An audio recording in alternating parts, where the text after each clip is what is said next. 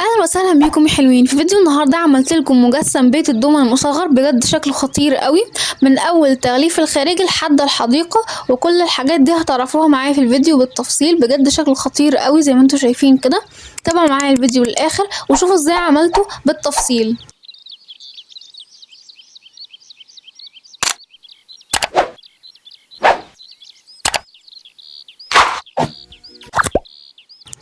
في البداية كده جبت هنا كرتونة عادية جدا، بعدين قصيت الأطراف الزيادة بتاعة الكرتونة دي كده بقى عندنا أطراف الكرتونة. بدأت كده بقى إن أنا أقسم الكرتونة لأجزاء زي ما انتوا شايفين، وهو ده شكلها في الآخر. دلوقتي بقى عشان نغلف الاجزاء اللي بره استخدمت هنا كده الورق ده.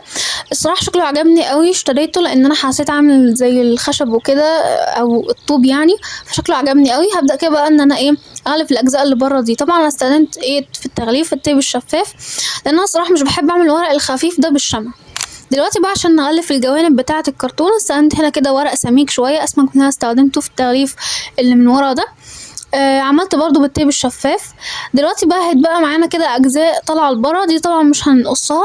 هبدا كده ان انا اتنيها لجوه عشان دي هتخلي شكل الفينش حلو قوي زي ما انتم شايفين كده بالتيب الشفاف برضو. هو ده كده شكلها. دلوقتي بقى هنغطي برضو باقي السمكات بتاعه الكرتون، وهنا اقدر استخدم الشمع عادي طالما الورق سميك معايا.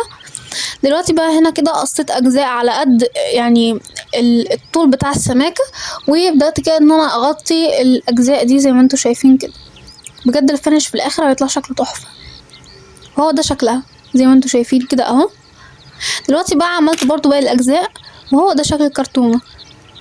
عملت تندة برضو من الكرتون، من الكرتون عادي جدا، شكلتها كده وبعدين ثبت الاجزاء في بعض بالتيب الشفاف وغطيتها من جوه بالورق اللي هو شكل طوب ده، ومن بره برضو بنفس اللون اللي انا غطيت بيه البيت.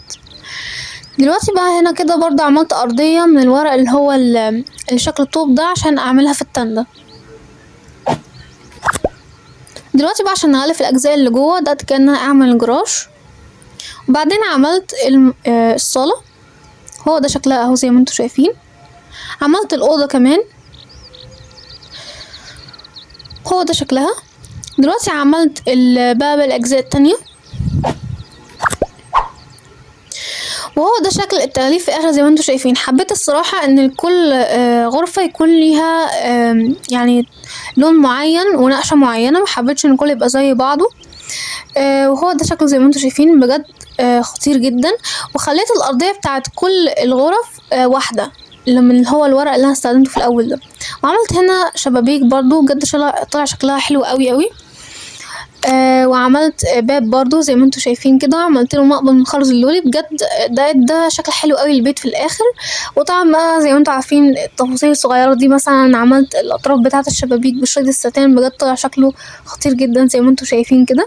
وعملت سلم تحت، حاولت ان انا اطلعه سلم، الصراحه اعتقد انه فشل شويه يعني. وهنا عملت حديقه حطيت فيها كده زي حمام سباحه صغير وعملت له سلم، وعملت الحديقه سور بأعواد خافض اللسان. وعملت هنا كده كمان حوالين البيت فرع اضاءة.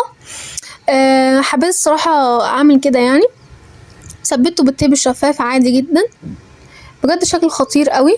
واخر خطوة بقى انا عملتها، انا مبينتهاش في التصوير، ان كل اطراف سمكة الكرتون غطيتها بتيب شفاف عشان لو في اي اجزاء طالعة لبره تتغطى بيها ويبقى شكلها حلو يعني، متبقاش كده طالعة بره وشكلها مش حلو يعني. عملت هنا شباك برضو في التندة، خليته دائري بقى. عملت هنا كده شريط دانتيل بلاستيك. واتفرجوا بقى على جمال وحلاوة الشكل النهائي، حرفيا خطير خطير، انتوا مش متخيلين بجد. يعني انا متخيلتش يطلع كده ابدا الصراحة. يعني انا مثلا هنا في البيت ده ضفت حاجات جديدة مضفتهاش قبل كده ابدا، زي الحديقة والشبابيك والباب، بجد تحفة. وفرع الاضاءة ده دي شكل حلو قوي في الاخر، شكل تحفة جدا.